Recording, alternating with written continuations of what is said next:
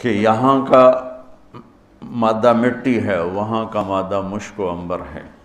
وہاں کی گھاس زعفران کی ہے، یہاں زعفران اتنا سا ملتا ہے اور لاکھوں روپے کا کلو ملتا ہے، اور وہاں پوری میدان میں جو گھاس ہے وہ زعفرانی ہے، اور گھر کی ایک اینٹ موتی کی ہے، ایک اینٹ زمرد کی ہے، ایک یاقوت کی ہے، ایک زمرد کی ہے، ایک سونے کی ہے، ایک چاندی کی ہے، بیچ میں مشک کا گارا ہے اور زعفران کی گھاس ہے، اور اللہ کا عرش اس کی چھت بنایا گیا ہے، اور وہ اندر بیٹھو تو باہر نظر آتا ہے، باہر بیٹھو تو اندر نظر آتا ہے۔ میں نے جو ایک دفعہ جنت کا محل دیکھا خواب میں، تو یہ اس کی میں نے صفت جو پڑھی تھی وہ میں نے آنکھوں سے دیکھی کہ میں اس کے اندر چل رہا تھا، مجھے باہر بھی نظر آ رہا تھا اور اوپر بھی نظر آ رہا تھا اور دائیں بائیں بھی نظر آ رہا تھا، حالانکہ میں ایک گیلری میں چل رہا تھا، اور اس کا جو فرش تھا مجھے لگتا تھا ہر فرش کی ٹائل کے نیچے سورج نکلا ہوا ہے، اس طرح اس میں سے روشنیاں نکل رہی تھیں، روشنیاں نکل رہی تھیں۔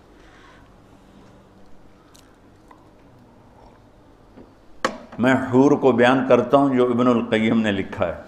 لیکن جو میں نے دیکھی ہے وہ میں بیان نہیں کر سکتا، میں اس اب بھی دیکھ رہا ہوں۔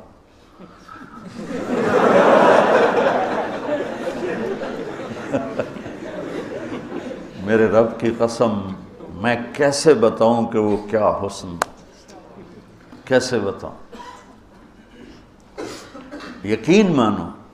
میں کتنا جنت کو بولتا ہوں اور میں جنت کے حوروں کو بولتا ہوں جو لکھا ہوا ہے،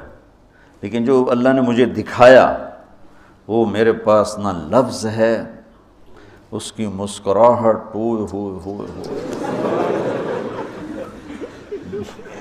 اگر وہ دنیا میں ہوتی تو میں تو ویسے مری فوت ہی ہو جاتا۔ اس لیے میرے نبی کا فرمان ہے کہ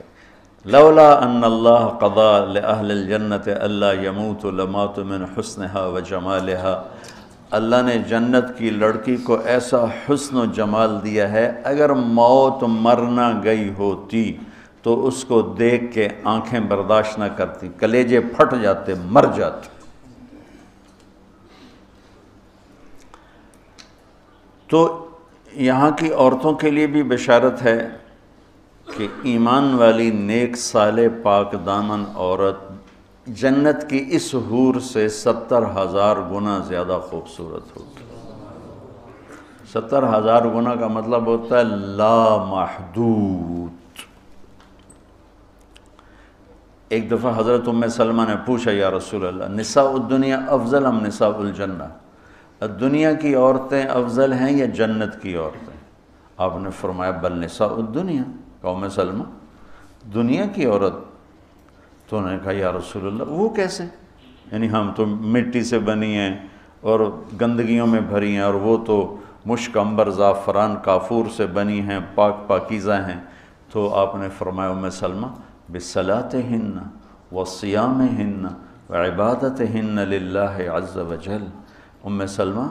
یہ ان دنیا کی عورت نماز پڑھتی ہے، روزہ رکھتی ہے، اللہ کی بندگی کرتی ہے، اس وجہ سے اللہ البس اللہ وجوہہن النور، اللہ ان کے چہروں پہ اپنا نور ڈالے گا، وَأَجْسَادَهُنَّ الْحَرِيرُ، اور ان کے جسم کو ریشمی لباس سے سجائے گا، وَأَمْشَاطُهُنَّ الذَّهَبُ، اور ان کی کنگھیاں سونے کی بنائے گا،